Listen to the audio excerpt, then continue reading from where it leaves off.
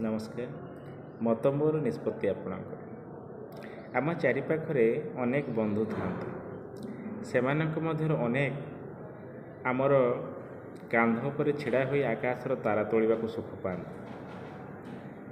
ଆମେ ସେମାନଙ୍କ ପାଇଁ ଜି ଜାନ ଅଜାଡ଼ି ଦେଇଥିଲେ ମଧ୍ୟ ଆବଶ୍ୟକ ପଡ଼ିଲେ ସେମାନେ ଆମର ଗୋଛି କାଟିବାକୁ ପଛାନ୍ତି ନାହିଁ।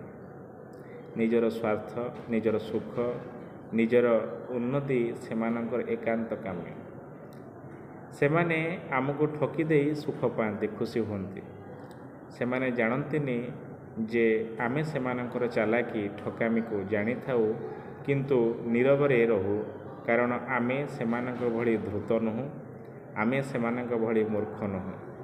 ତେଣୁ ଯେଉଁମାନେ ନିଜକୁ ଚାଲାକ ବୋଲି ଭାବି ଅନ୍ୟକୁ ଠକି ଦିଅନ୍ତି, ଅନ୍ୟକୁ ଠକି ଦେଇ ସୁଖ ପାଆନ୍ତି, ସେଭଳି ବନ୍ଧୁମାନେ ଏକାନ୍ତ ଭାବରେ ସେମାନେ ବନ୍ଧୁ ନାଁରେ କଳଙ୍କ।